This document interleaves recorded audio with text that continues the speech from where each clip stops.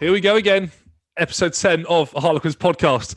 2 words and 4 quarters. My name's Michael, and I'm sat here, as always, with my cousin Will.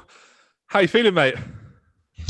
I'm feeling good. We're recording this just after the Saints game on Sunday, so we're flying high a little bit off the back of a tense win down at the Stoop. What about you, mate? How do you feel? I'm fried. My nerves are absolutely shot. I mean, those watching on our live feed will see I'm still wearing my full kit. Just crazy game. I mean, we'll obviously dive deep into it later, but yeah, I don't really know what to make of it. A win's a win. Bonus point at the end. Can't ask for much more, but yeah, crazy afternoon. Yeah, for sure. We usually record these on a Sunday, and the last few weeks we've had our games on a Saturday, so we've had time to step back and reflect and to gather our thoughts. But we're a bit high on emotion at the minute, so we'll see what comes to it when we start talking about it shortly. Yeah, well, we'll jump into our first sort of topic, and we've got a bit of housekeeping to do. Obviously, we've had some news this week. A few things have come out within the club. Sort of the big one I thought was the news that Scott Baldwin's obviously departing as at the end of the season. He's off to Worcester. Do you want to give us your thoughts? Yeah, really disappointed. Obviously, it's for family reasons. Wants to get closer to Wales. Fair enough. Best of luck to him. Worcester have got a good one there. Over the last few weeks, he's been invaluable for us. He's a real skillful hooker, which fits the way that the Quins play perfectly. We haven't got too much strength in depth at hooker, so I hope Laurie and co have scouted the market and seen possibilities for signings, or scouted some young up-and-coming talent, or even a marquee signing in that space. We've spoken about Malcolm Marks before. I know it's unlikely, but there seems to have been a bit of South African blood injected into our team recently with Andre and Tyrone and Wilco. So what's one more? But yeah, no, I'm disappointed to see him go, but I wish him all the best. It's a life decision, right? So what did you make of it? I think we said it at the start of when we started doing these podcasts. 7 weeks ago, I'd have thought, okay, not a huge loss. But since Gus has left, he's been exceptional. Like you say, his work in the loose is fantastic. He offloads the ball well in the tackle. He's dynamic. We've looked really good up front with him forming a good connection with Joe Marler and Wilco in the scrum. It's obviously a family decision. The family comes first in everything. But I wonder whether, without the ring fencing the Premiership this year, he might have made a decision not to go to Worcester, given they're now bottom of the league after this weekend. But yeah, it's an interesting, wasn't it? I mean, like I say, tough to see him go, but can't argue with it. He's been brilliant for us, and hopefully he'll depart us at the end of the season with a bit of silverware. Oh yeah, absolutely. And he put out a really nice tweet actually saying he's 100% dedicated to the club for the rest of the year. And I got the impression it wasn't just one of those things you do, as every player does if you're moving on at the end of the season. I actually think it was genuine. He's very committed to Quins, and it's just a family decision. End of the year, he's going to move closer to home, which is fine. I think one thing that's really important that perhaps gives me that extra confidence, which I hadn't considered so much before, is he's obviously an ex-Wales international. Him, Marler and Wilco in that front row have got bags of experience and bags of energy around the park as well, putting in shots physically, but then also handling of the ball is really, really strong. So they all complement each other really well. So to see him go, I think it's quite a big void right in the middle of our pack, right in the middle of our front row. It's an area which could become a problem if you don't have a strong hooker, particularly when it comes to line-out time or scrum time. These are things that make Marcus at 10 shine, for example, when he's got that platform. So there were times in previous seasons where we were a little bit loose at line-out time, a little bit loose at scrum time, and we paid for it. And we seem to have shored that up now. So I really hope we get someone in of equal caliber, if not an improvement. Yeah, he seems like a really light member of the squad as well. Obviously, we all saw on social media this week the chat between him and Brownie after the England-Wales game, and with him giving him a Wales shirt to wear. So he's clearly a well-liked member of the squad. But yeah, tough to lose him. On the subject of keeping players, though, we've obviously had some more contract news this week, some big signings, or big re-signings, I should say. Probably the big ones. Archie White and Lewis Liner both signed deals with the club, which is brilliant. I'm really happy with that. But no, I mean, Archie's been brilliant again since the turn of the season when we start winning games. He's been a huge part of that. Lewis as well. Had that big breakout game against Wasps. He's been pretty solid on the wing, and there's talk about him maybe being more suited or maybe more natural fullback. So as a long-term replacement to someone like Mike Brown, I'm really, really happy with those two signing. They're going to be. We're building that future, aren't we, with Marcus and Don Brandt? We're building that sort of core now, and it's really good to see. Yeah, I absolutely love the intent from Laurie and the coaches who have inputs on these things, I'm sure. I love the intent. What they've done the last few weeks since Gustav's left is go out and get our best young players to put pen to paper. You're staying with this club.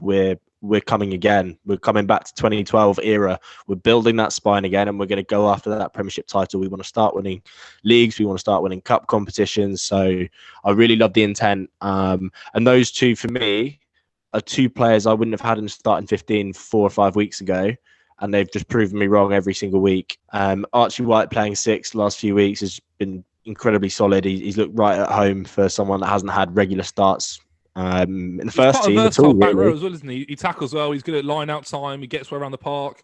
Exactly, yeah. He was good in the line out against Saints, and he was playing at 7 against Saints as well. So obviously shows his versatility across the back row and flanker positions.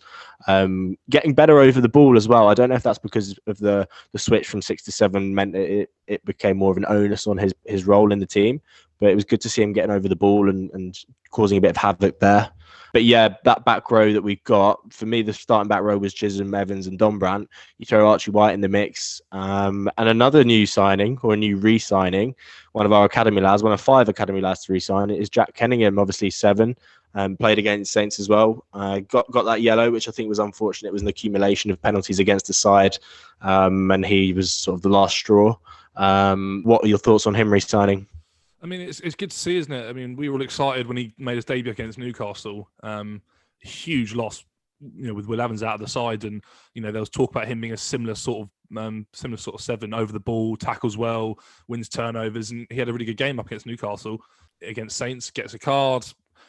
Like you say, probably an accumulation of pressure. Something had to give. He was unfortunately the one that got the card in that situation. But again, it's the same thing we've been saying for the last few weeks. We're starting to put together some pieces in our puzzle for the long term. And we've got 5 academy lads re-signing. They're not players that we know a huge amount about just yet, but it's exciting to see. Maybe towards the end of this year, maybe they'd have got some more runs and stuff like the LV Cup or the Prem Cup, or if that was going this year. But again, good to see. We're building for the future. Yeah, absolutely. And going back to the Lewis Liner re-signing as well, that's a real statement of intent for our back 3. And actually, there was a really, really good interview with him, and he's obviously very aware of his name, but he's conscious of that.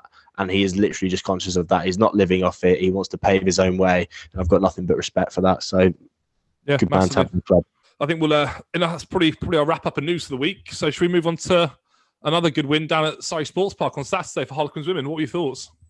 Yeah, a really good win. Coming from behind is no mean feat. It's 3 wins in a row now for us, after 2 defeats previously as well for the first time in the club's history. That's something that would have rattled a few of the players, or would have rattled the squad slightly. I'm sure you probably start to question what direction the team's going in. So to come back and respond with 3 wins on the bounce in a quite bullish style as well. You think about the Wasps game, they had to really, really fight, come back from behind, get that last kick to win the game. Sale, they had to break them down. They had to defend their line, and then eventually the floodgates opened and they got what they deserved, and a very good thumping win up in the north. And then you look to Gloucester Hartbury at SSP. 2 tries conceded early doors, and you fight back and you get that bonus point win last try of the game as well. And it was great to see Jess Breach on the score sheet again, having been on the pod last week. So we can't even claim that we've had any influence in that, because she scores every time she plays. But yeah, always good to see. No one else saw the chat we had off camera about her sort of stepping off her left foot and attacking that weak shoulder, but we won't claim you that. Didn't teach her anything. No, I'll give a shout out actually to the coverage down at Surrey Sports Park. Obviously, the stream up at Sale last week was a bit dodgy, but sort of freezing and stopping, and people were missing stuff. But I thought the coverage was amazing. I really liked Rachel Bertha's commentary during the game. I think she's unbelievable. She's an experienced international and one of the biggest names in English rugby, and the way she breaks the game down and made it sort of simple, because obviously it's a side that I haven't got loads of knowledge of. I haven't watched our women's side for as long as I've watched our men's side, but it was really exciting. And like you say, we conceded in the first 17 seconds, charge down kick. Gloucester Hartbury had a big injury with Mo Hunt, England scrum half, going off in the first 20 minutes or so. That's obviously pretty tough for any side to deal with, losing a player of that quality. But it was brilliant. In that position too. Yeah, exactly. And I really like the way that They play. I really do. I mean, they're physical. I mean, Abby Ward, captain, she was immense all day. Big turnovers, big carries, and even fleet of foot Amy Kane down on the wing for a try. What a bit of skill. Rips the ball, kicks it through, wins it again, dots down in the corner. What a score.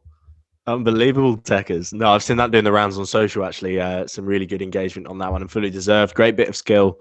Chipped ahead, gathered it, dotted it down the corner, and we're starting to get a real foothold in the game. So, yeah, fair play to her. That was quite sick, wasn't it? And you actually mentioned Rachel Burford on commentary there. I think that's so important for the game, and not just because of the way she speaks and describes the game, and she's a household name that people know, but also her social presence, her social media presence. Like, it's so fascinating to see behind the scenes at any match day, to be honest. But I don't know sort of where it was positioned, but at SSP they had this scaffolding structure put up, and she was stood up in there, posted a photo of it on socials, kind of like behind the scenes of the commentary box at SSP. I didn't think they'd have anything like that. It was interesting to see. So having a person of that social status is definitely useful to providing exposure. It's weird, actually. That scaffolding almost looked like something you'd have on the side of a uni hockey game. You know, they've got a bit of scaffolding. You have the camera up there, but no, again, the coverage was brilliant, and I think they did a really good job. I mean, even like I've got zero knowledge of anything technical, but all the replays and all the graphics, and they bring the tables up, and they've got some really good interviews at half time. But no, it was brilliant. And again, we're in the hunt for that home semi-final. Hopefully, it'll be back down at the Stoop. We'll hopefully get some fans in, and hopefully it'll be a really good spectacle at the end of the game. Obviously, we've got the Seoul Women's Six Nations coming up at the end of April as well, so there'll be a bit of crossover here and there. But no, really exciting times. Yeah, absolutely. We've sort of locked in that top two position, haven't we? We look very established there. It's just fighting away at the top now and making sure that we're hitting our straps and keeping up that form. There'll be tougher tests to come than Gloucester Heartbreed. No disrespect to them, and they almost put us off track at the start of the game. But yeah, we need to keep a foot on the throat, so to speak, and that momentum needs to continue, particularly if you want to push for silverware. Much like in the men's game, it was a last-minute bonus point score that secured, a much better feeling towards the end of the game. Obviously, Jess Breach runs in from 60 yards and dots down for a second try to secure the win, and then the men go and follow that up with another bonus point win. Should we move on to the boys? Yeah, let's do it. I think this was very much a game of two halves, wasn't it? So let's talk about the first half first, because that had everyone on Twitter buzzing because it was entertaining. It was almost like a sevens game. We'll attack, you attack. It wasn't one for the defence coaches, that's for sure. Well, as was shown in the interview with the Northampton defence coach midway through the second half. Yeah, bizarre, wasn't it? I mean, good for the game to have some personality, but a bit like, any contributions here or just about your underwear? He didn't want to say much, did he?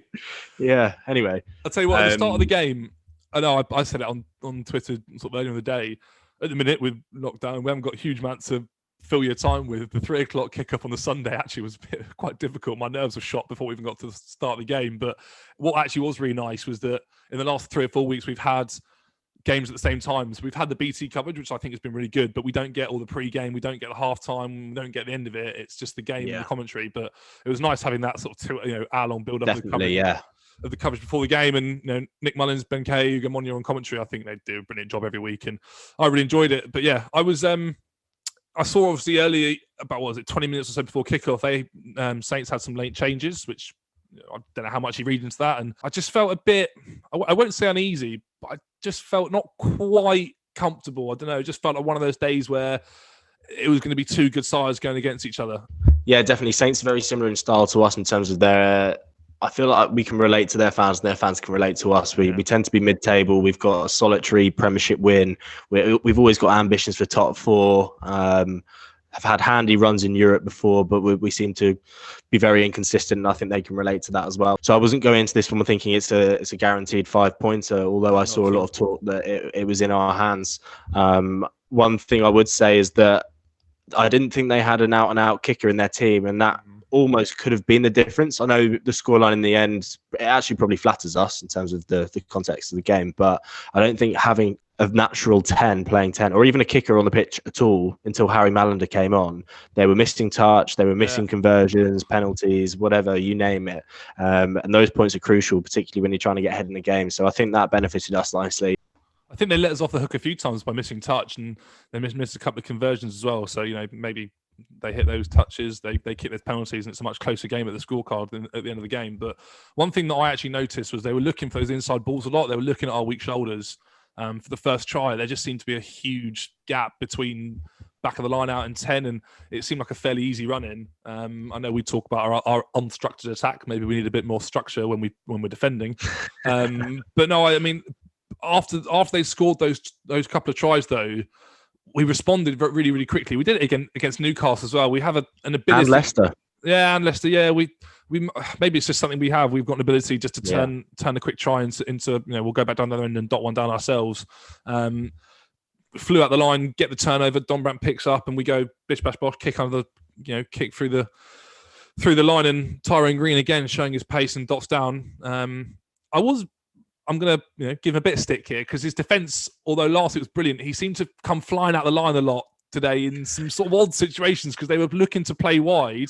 Couple times he almost came out the line and they almost threw the ball over his head and he's dribbling around. But yeah, his pace is electric, and another good score for him. And then after 10 minutes we were 17-5. Fast start. Yeah, he's hostile, isn't he, Tyrone Green? I mean, he got everything right last week against Newcastle. He flew out of the line. He made his hits. He was aggressive. He was low in the tackle. There was a few where he came flying in this week and he was slightly higher. And I was like, oh, what a slight error of judgment, and he's getting a red, and he's got that in him, I think, because I don't think there's too much thought that goes into it. He's very sort of sharp player. It's almost a bit like it's just over enthusiasm almost for a little bit. Yeah, I like that. Just think, you sort of hold your breath. Yeah, and as you say, we stretched into that 17-5 lead, and you think, okay, we've been in this position before, and we know how it ended before. We kind of stretch ahead of teams, and they creep back in. But we struggled at the scrum at first, but then we really started to come into it, and we got a big scrum penalty in their half. Quick tap, which I love. I'm seeing Danny do it more and more. I thought he had a really good game, actually, Danny, controlling it. And he put a quick tap in. We regathered it, and we were on the 5-metre line about to score, and we're looking for that offload again. And me and you were WhatsApping all throughout the game, and we must have said the word overplaying about 10 times. It's just a case of you've taken the quick tap there. You've got to the 5-metre line. Don't be afraid of taking the ball in and setting up the ruck, and then you've got another phase, because the defence still isn't going to be set back on their own 5-metre line just like that. No. So we're guilty of overplaying. They actually pointed out on commentary when Danny takes that quick kick, 10, 12, and 13, their body weight's already going forward because they know what's coming. And then when Joe Marchand, I think it was, that made that break, he's looking for that offload almost before he hits the floor in a situation where he can't really get the ball away.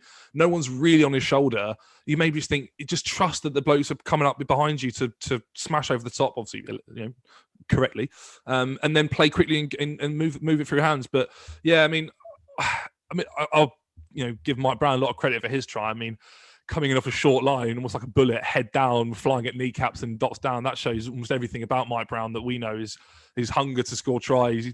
He gets a sniff of the whitewash and he turns into a different beast. And I know that we've spoken, although the club has spoken a lot, especially Marcus and Jerry have spoken about it in interviews, playing in those 10-minute blocks.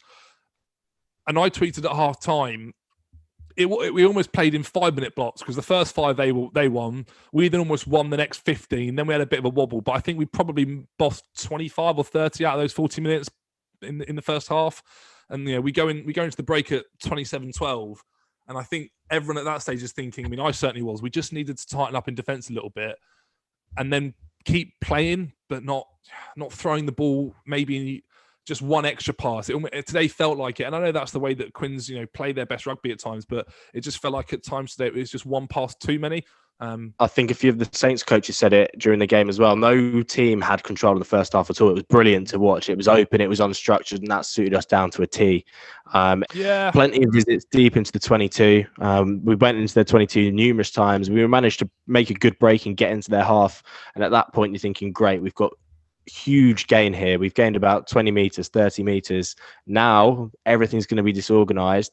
Have a bit of discipline. When I say discipline, it doesn't always refer to giving away penalties or any infringements, but just having the calmness in your mind to make the right decisions and hold that ball or take it to the ground, or if the pass is coming, hit the man you're trying to pass to.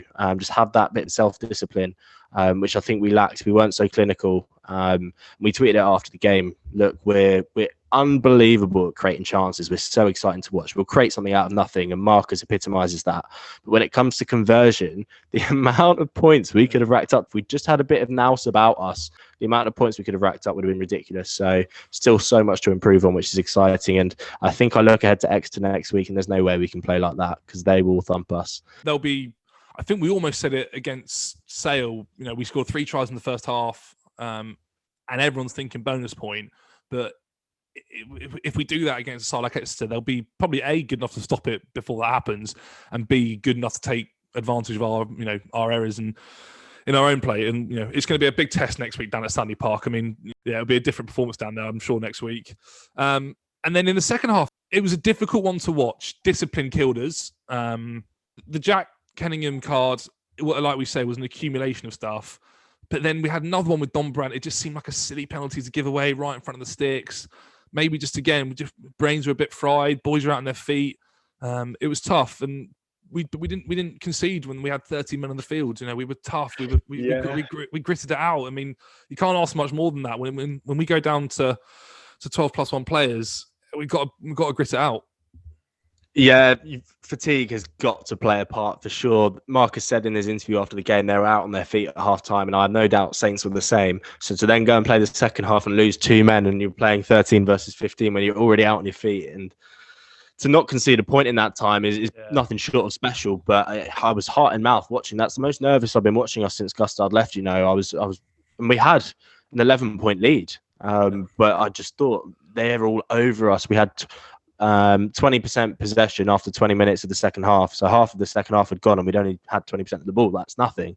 You're never going to win a game if you carry on like that. But we managed to cling on. And actually early on in the second half, there was a moment where we were clinging on and the defensive line was going well. And we actually managed to get an opportunity with Chiz breaking the line and giving it out wide to Green. And Green looked like he was going to get away. And if he'd just given that ball inside to either Danny or Brownie sooner, they'd have been under the sticks. But he just held it for too long. Tried the basketball pass, which again, I'm going to use that word indiscipline. It's not always about giving away penalties. It's about keeping your wits about you. I think Clive Woodward called it teacup. Think calm under pressure. Correctly under pressure. Yeah, that's it. Think correctly under pressure. Correctly under pressure, yeah. And that's what we're lacking. We're not having an 80-minute performance, or we're not converting all of our chances because we'll create the chance, but we don't have the composure to execute it. And actually, that basketball offload from Tyrone Green goes straight into the Northampton player's hands, and Slight Holmes chipping ahead and scoring, and that ends up costing us 7 points. So it's not that we're not converting anymore. We're actually giving the other team points from it. So it's a problem that needs addressing. I think that's why I was so fried. I mean, I make notes during the game just so I've got stuff to refer to when we did the pod, and about 60 minutes that happened, and I didn't write anything for the last 20 minutes because I was so fried trying to watch it. I mean, we turned the ball over on our line, Danny picks up, Chiz breaks, and we almost turned a trial scoring opportunity about on halfway. We've again, like you say, he throws the basketball pass, and then they go down the other end and score. I was completely fried watching it. I had nothing else to write after about 20 minutes. And as horrible it was to see Aaron Morris get hurt, we almost needed that 5-minute break just to even catch our breath and just get some messages on, just get some structure, get some discipline back in our game. But horrible to see Aaron take a knock. But yeah, wishing all our best to Aaron as well. He's been a crucial player for us the last few weeks. He's really stepped up and filled in, whether it be on the wing or at 15. He's that senior head amidst those younger players, and he's been a really crucial player for us. So wish him all the best. Hopefully he's back with us soon. But as you say, that breaking play, I thought it would have benefited us, but actually straight after that scrum, Don Brandt goes and gives away a silly yellow, and then we're down to 13. So if it helped us regather our lungs and then get a bit of oxygen back in the tank, it definitely didn't help us too much with keeping cool heads, as we've mentioned numerous times already with discipline. But he'll learn from it. The team will learn from it, and actually we can take a win from the fact that we kept them to 0 points when we were down to a player less for a 20-minute period. Yeah, I know that you're over in Clapham. I'm sure the weather was largely as similar as it was here, but I'm sat in my front room in Teddington, not that far from the Stoop, and it was a glorious Sunday afternoon, and beautiful day. So hard not to sort of sit here and wish you weren't there. And I saw someone tweet after the game, after barely having the ball for large parts of that second half, we go down in the last minute and we got down a bonus point try. I just imagine them sitting there. Obviously they were attacking, down to the north stand. I can imagine just sitting in the south stand, just almost cheering a horse down the straight in the last bit of the Grand National. Just go on, get over the line. It was that, wasn't it? Yeah, go on. Yeah, go on. Get 100%. But yeah, I'm with you on that one, mate. Yeah, it was. Mate, honestly, I'm seeing it now, and I'm completely fried. I don't know what to think, but we'll take it. We're into third now, aren't we? And again, I'll give another quick shout out to Luke Pearson and Wayne Barnes. I think they're the way they control the game. I think they're probably the two best referees in the Premiership. If you ask me, I really enjoy Luke Pearce. I think he's fantastic, and Barnsley obviously is a internationally renowned referee. But yeah, no, they were really good. Sure. But yeah, we roll on next week down at Stanley Park. It's going to be massive, isn't it? And I think you said after the game, it's going to be a real big test of where we're actually at. Trying, we haven't faced a top 2-3 side. We played Sale in that game at the Stoop, but we haven't faced a Bristol or an Exeter since we've been on this good run of form. Obviously, we had a loss at Newcastle, but haven't lost, in this spell. So it's going to be huge down there. And again, it's an early start on the Saturday, so we won't have to wait too long into the weekend to do anything. Yeah, for sure. And going back to that point of the last try, it was so important to get that bonus point because so many games the last few weeks we've got off to quick starts and had 3 tries at half time, and then we've not converted and got that fourth try to get the 5th point. So that was huge. And yeah, as you say, I'd love to have been in the crowd on a beautiful sunny day with a pint in hand after Brett Heron manages to collect that offload and dot it down for the 4th score. So that would have been awesome. What I really loved as well was obviously Luke Northmore was the one that made the break and made the offload. And once Alex Donbrand had seen that Heron was going to dot down, he ran straight over to his uni mate and started giving a big pat on the back. I really enjoyed that. Really like that. Yeah, that's a VK in prison tonight. Yeah, I'll see you in the SU, mate. Go on. And talking about Barnsley and Pearce again, I think they are ridiculously good officials. The way they communicate with the players, but although they're not directly communicating with the audience and the fans that are watching, you just know exactly what's going on and you can understand everything going on with the game. I'd argue that they're two of the best officials in sport, let alone just in rugby. I think football and VAR could learn an awful lot from it, and I can't believe the argument about VAR is still going on, but the way that rugby's got the TMO and the mic'd up officials is just unrivaled. They just had a bit of chat as well, didn't they? I know after the first 20 minutes, Barnsley was like, Luke, you got your GPS on, you're going to do plenty of running today. Yeah, you love that. You want character in the game, don't you? And I'm sure...